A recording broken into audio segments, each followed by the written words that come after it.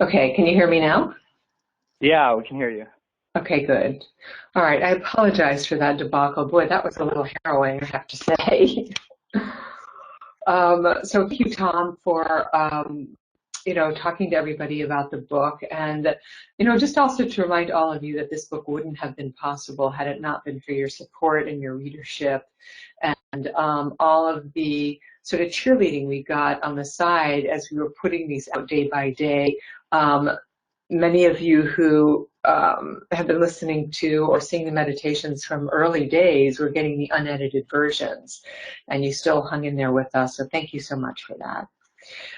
So let's get started then. And so I think this is an interesting topic today about attention and intimate attention. And the quote is, "To meet at all, one must open one's eyes to another.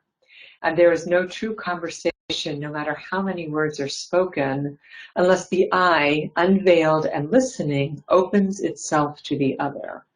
And I think this notion of listening with our eyes is a really beautiful one, because there is a nonverbal communication that takes place with eye contact that we've all experienced, whether with a pet or an infant or a lover, where there is a knowing, what we call an implicit knowing, a knowing without words, but a bodily based felt knowing. So to really be open-hearted and open without defense or noticing our defense allows for a true conversation to take place. A conversation that some call a proto-conversation, again, meaning a conversation with language. Tom, can you change the slides, because I can't seem to be able to do that here.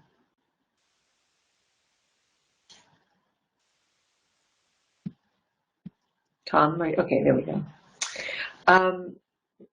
So when we talk about the neuropsychobiology of intimacy, we're talking about the bodily based expressions and processes that take place.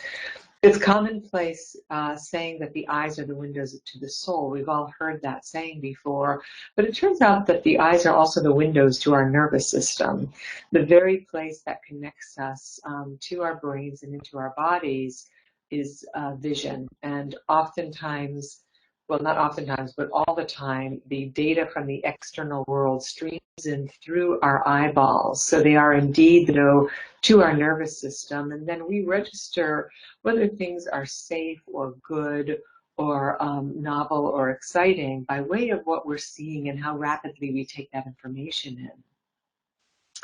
The center of the nervous system, or at least our central nervous system, is the brain, and the brain loves novelty. So it's no surprise that when we make close eye contact with a lover, we see them as if we're seeing them for the first time. So many, many times, people come into therapy for couples therapy, for example, and they sort of report that they've lost that spark that they had with their partner. And part of the problem is that when they're looking, they're not really seeing. They're not looking closely, they're not looking deeply, they're not taking that still moment to look into their lover's eyes, their partner's eyes, and see what they're seeing reflected back to them. When we are first in love, we are constantly, looking and amazed and gazing, and we just can't get enough of looking into one another's eyes. And that's a highly novel, highly dopamine-laden situation there. But over time, as we take one another for granted, as we look but don't see, we can start to feel sort of a sense of disconnect or resentment with our partner.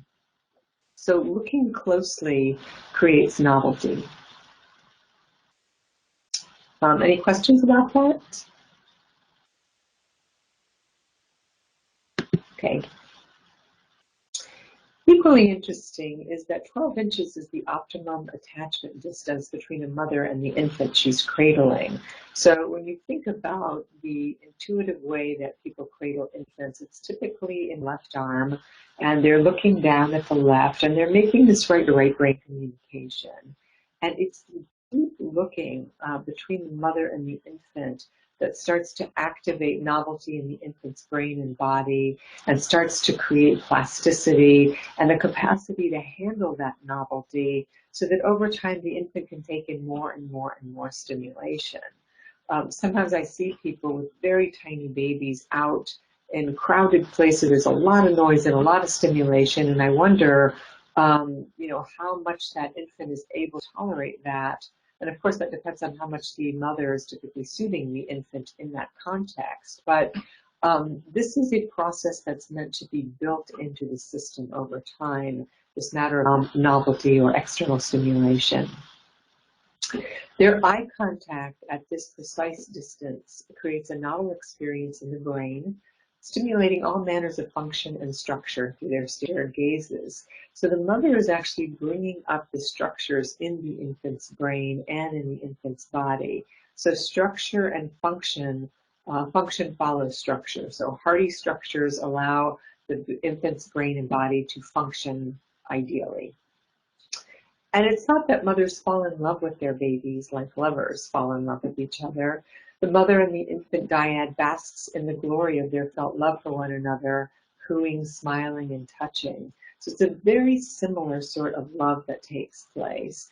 And I believe that this love takes place in therapy also, in a good, healthy therapeutic relationship, naturally without the sexual or erotic component coming into play. But the deep, heartfelt love, the connection to another that you feel that you trust, that has your back, that has your best interest at hand for you. And the process of therapy can be incredibly novel because it's another person who has your best interest at heart that you don't actually have to take care of. They're there to take care of you. Okay. So I'm sorry, everyone. We're just having too many technical difficulties today. So we're going to reschedule it. So what is your intention? So how about to spend more quality time with your partner? That would be an intention. And how would you do that? What would be the components of spending more quality time with somebody? Well, part of the answer would be, is your attention on your intention? Do you actually carve out the time by looking at your week or looking at your month and saying, I'm going to plan activities that have meaning to me that I want to invite my partner to?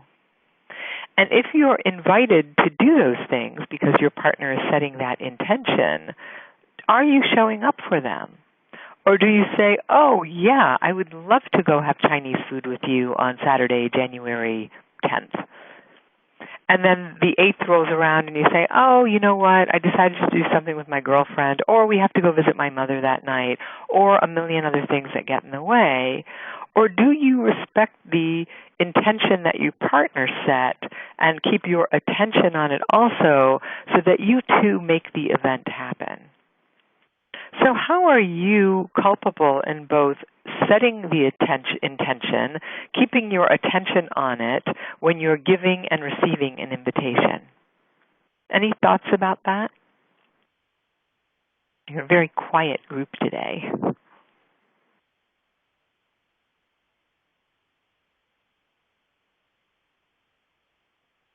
Adult relationships require that you risk moving emotionally, not just visually closer, in order to create the novelty the brain needs for sexual stimulation. So this matter of creating an intention for your attention is part of that process, is that it's not enough to just look. You have to take action. You have to come up with novel ideas to participate with your partner. What would be fun for the two of you? What's fun for you that maybe your partner doesn't know about? Do you implement those things in your day-to-day, month-to-month, year-to-year life with each other? Does your partner know what's exciting to you so they can put their attention on you also, or is it a guessing game? Or does that change for you all the time so they don't really know what works for you and what doesn't? And that novelty is what keeps people turned on over time. whenever something feels new or a new expression or we see our partner do something. Recently I was with a group of people and a few of them learned that their partners could actually play pool, and they didn't really know this about them, or they'd never seen them do it because they hadn't done it for years.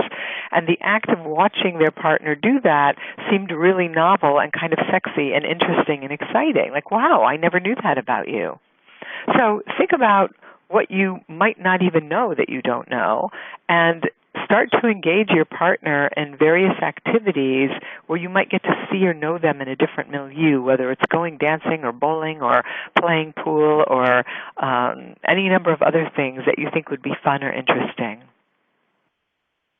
Your close attention on your partner's eyes is a way to re-stimulate mutual attraction. And I really want to challenge you to try that today. How close do you make eye contact with your partner? Do you make eye contact, or do you look away or shy away or sort of vaguely make it?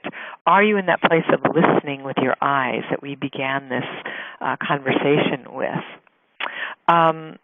And your close attention on your partner's eyes is a way to re-stimulate that mutual attraction over and over and over again. Your challenge is the willingness to see him or her and to be seen by him or her in new and different ways. Because otherwise we're looking with the same tainted glasses or foggy glasses or glasses we put on 5, 10, 20 years ago that haven't been cleaned because we're not cleaning our glasses every day when we look at our partners. So any thoughts, questions about that?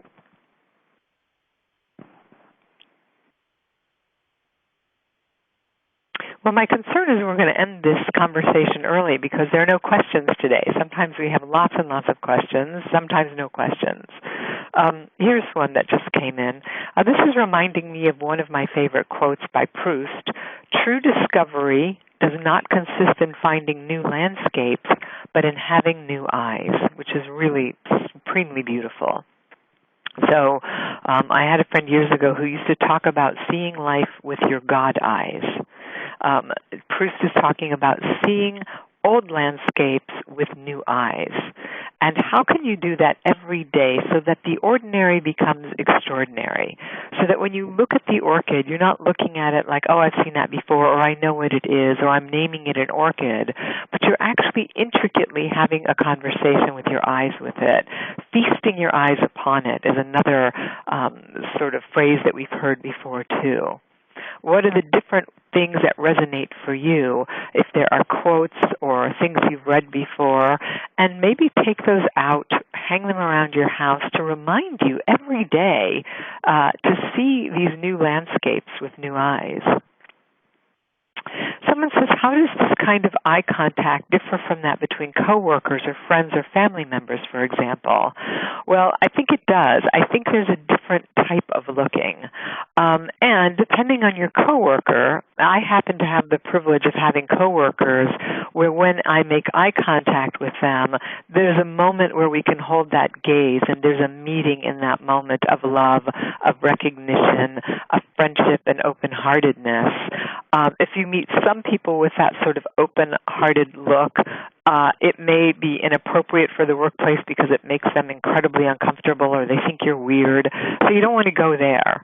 But you have to play around with this way of looking. And also, don't be stingy with it. Try it. For example, one of my favorite places to make eye contact with people is when I'm at a checkout counter, usually at a supermarket, and the person behind that counter is just doing their job, and it's kind of rote, and they're usually friendly. And when you take the time to really look them in the eye and say, "How are you? How's it going? Has it been crazy because of the holidays?" And you get into a conversation about any number of things. It's not the content of the conversation that we're talking about, how good pumpkin pie is this year. It's about your heart space meeting them as a human being and saying, I see you, I appreciate you, dare I say I love you in an impersonal way, other than I'm a human being and I'm meeting your humanity, and in this moment we're having a moment of communion. In this moment I'm treating you as my own self, and I'm grateful for the service that you're providing me. and we may never see each other again. But it doesn't matter because we had a moment in that space of blessing, of common humanity, and that is a minor change that we can make every day to change the world. Someone asks, can you address the multicultural aspect of eye contact? Some cultures, for example, consider it rude, and that's absolutely true. Some cultures will get so close to us as Westerners it feels incredibly uncomfortable, and I find myself backing up, and then they come into my space again. So you have to be judicious with all of these things. It's not just a one-size-fits-all advice. If you meet somebody from a culture, say, in general, an Asian culture, where close-in eye contact is too unusual for them or they feel invasive, then you want to really match their cue and their timing. And that's what the mother is doing with the infant. The mother who is securely attached, who's regulated, is reading the minute timing effects of the infant. She's not invading the infant space, nor is she backing off because the infant is upset and she feels like she can't do anything about it. She's meeting in that space and trying to find implicitly, not intellectually, but feeling through the body what the timing is with that infant. And we have to do that with people all the time. We meet them as we are. Maybe we're open-hearted and open-minded, but if that person is agitated or they're threatened or it doesn't feel right for them, you have to recalibrate. You've got to pay attention to what's going on with you so that you can meet that person in kind and in a space that's appropriate. Someone writes, I was just going to ask you about that very thing because it's so amazing how that brightens up the other. Who was it said that we should always treat another as though they are the most important person in the world? I don't know who said that. Maybe that's one of those things that God said, but it sounds like a God-like thing. If you think about the golden rule, do you really treat the people opposite you every day the way you want to be treated? And I know for myself, if I am running around and I'm busy and I've got to drop off my dry cleaning and get to the bank and get to work, that I can be in this rhythm, especially living in a big city, of just getting it done and not wanting anybody to bother me. And that's a very closed-in, even hostile, dare I say, stance, as opposed to taking a deep breath and realizing if I'm nice and friendly, it's actually not going to slow me down. It may make the whole experience a lot less aggravating, and maybe I'll get something out of it in that day, and my own nervous system, my own blood pressure, my own heart will be a lot less stressed and a lot less tense. Someone asked a question, but isn't the difference between gays with lovers versus colleagues also a matter of intention that gets conveyed? And I would say yes, it is about intention. The nonverbal is 65% more at play than the verbal in all of our communications anyway. But then but there is then the problem of how readily people can misread others' intentions, often out of insecurity, and that's true. And how is it best to troubleshoot, especially in the case of gender or cultural distinctions, about what intentional states look like? For example, thinking if someone is laughing or smiling, they can't be angry or shamed. So, again, I think this is where we have to cultivate our own sense of what is appropriate internally so we can better read and pick up those cues. So if you're walking down the street in, let's say, Manhattan, and you smile at somebody and they are psychotic, well, we have this in LA also, that smile may activate the subcortical regions of their brain, and they may think that you're humiliating them or laughing at them, in which case they could violently attack you. So that would be a bad situation. So you have to be looking at and paying attention to who is before you.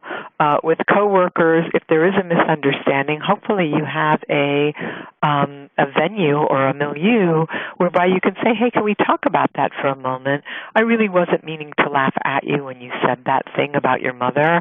It was reminding me of something that happened with my mother, which was really funny at one time. So it made me laugh, and I'm so sorry if that was a miscommunication between the two of you or if I hurt you. That wasn't my intention. And that is about being attentive in an intimate way. Someone says, right now I'm not in a relationship. Do I do the same attentive listening with lots of women? Well, I would say if you're dating women, that attentive listening is a good idea. But I think attentive listening is a good idea no matter whom you're in relationship with. And also to notice that there are all kinds of listening that we engage in at any given time. If I walk past my office and somebody needs to give me a message that somebody called me, I'm not going to be listening that attentively. They've written it on a note, they've handed it to me, I've said thank you, and then I'm on my way. I don't think there is a harm or a foul there. But if someone says I need to talk to you and I'm listening while I'm, filing or writing emails, that's obviously going to be rude.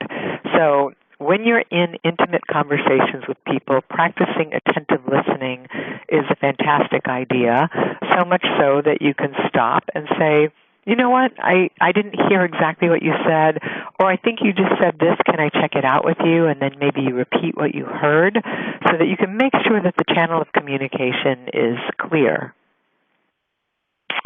Someone types, I think many of our partners might relate to this, but in the past I've had deep attentive intimacy with a partner who later turned out to be lying. So how does attention interact with that type of information received? And that's a really tricky one because people can be supremely good at lying, oftentimes because they have the intention to be honest, but they don't have the capability. And I think we have to be careful about who we trust and how we trust and what the person's capacities are. So if, for example, you have a friend who is not very trustworthy or they're just disorganized, they're not responsible, they're sloppy in the way they handle their responsibilities, then you want to be careful about how much you trust them to take care of things. You wouldn't want that person watering your plants when you're out of town, because when you come home and your plants are dead, it's not their fault, it's yours, because you knew they were kind of not very responsible. So likewise in intimate relationships, what kind of responsibility are we handing over when we hand over our hearts? And are we handing it to people that are going to break them, that are going to lie to us, that are going to deceive us, or people who are going to handle them the way that we want our hearts handled? And if somebody has breached that responsibility and hurt you egregiously, then you have to find a way to either build that trust back up with that person. Actually, they have to find a way to restore that with you, or maybe you can't be in that relationship, or maybe that relationship just becomes very limited for you. Somebody writes, does practice with others in low-threat situation provide skill practice for attentive listening with a lover or at a later time? And I would say absolutely. That's one of the beautiful advantages of group therapy, where we learn to be intimate, we learn to be vulnerable, we learn to confront people and say, I don't like that, or I don't agree with you, or you hurt my feelings. And then you learn the skills for how to repair those conversations and work them out and move from resentment and a tightness and a defensiveness into a place of open-heartedness and acceptance and a deeper knowing and a sense of love for that person. So training wheels and practice with friends, family members that are safe in group therapy situations, fellowship in the 12-step program, all of those contexts are a great way to practice attentive intimacy.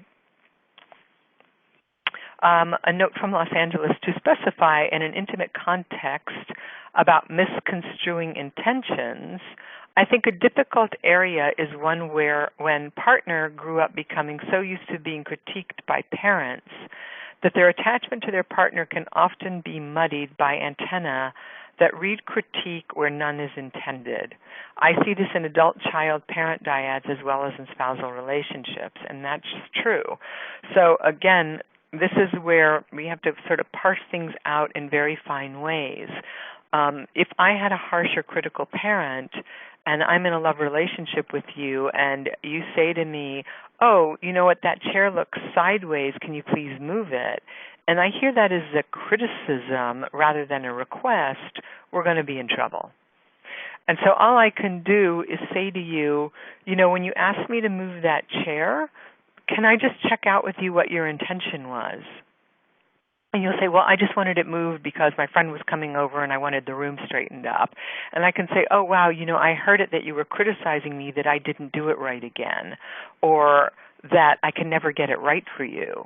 In which case your partner can say, you know what, I didn't have that intention at all. Sorry you heard it that way. Or, you know what, I was kind of thinking that, but I didn't tell you that, so I guess you heard it in my voice. That would be a very honest exchange between two people where we're actually taking ownership of what's really going on for us.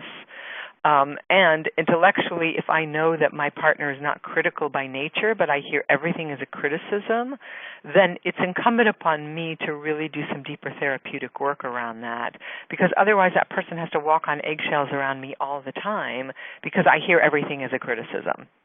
So I think that may answer your question. If not, you can ask it again in a different way. But, as always, all of these things come back to us and how much responsibility we're taking for ourselves and doing our own work and straightening out our own issues, and how much we're giving to our partners who are capable of giving back to us also, that we're not in a one-person system, that we're in relationship where there are two people and two people giving and receiving from each other. So here's an intimacy exercise that we recommended in this meditation. It says, in a comfortable setting, like on your bed or sofa, sit face-to-face with your partner. And when you're sitting face-to-face, make sure you're sitting at a distance that feels comfortable to you, not so close that your partner looks blurred because you're too close, or too close where it feels threatening, or so far away that you actually really can't see their pupils, like across the room, but in a place that feels nicely comfortable to you. If you don't have a partner, you can use a mirror. And the ideal is 12 inches away, as I said earlier. But again, if that's not a comfortable distance, modulate it so it is comfortable for you. And begin by softly gazing into one another's eyes. So this is a soft gaze. It's not a stare. It's a gentle, your eyelids are sort of relaxed and light. And then start to notice one another's eyes.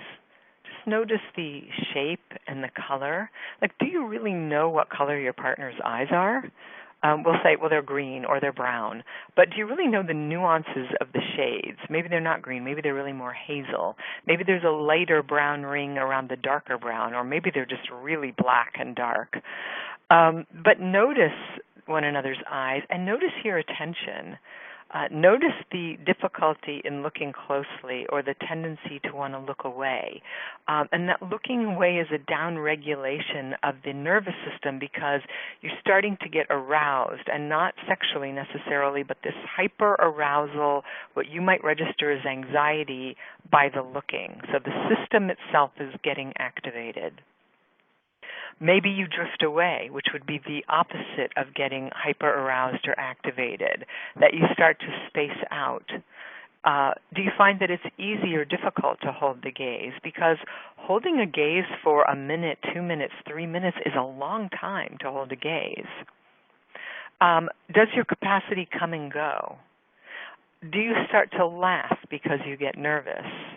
Maybe you start to cry because you feel like you are seeing or feeling something from your partner, or you feel so deeply seen that shame's coming up for you and you're having difficulty tolerating it. But when you're seeing, what are you actually looking at?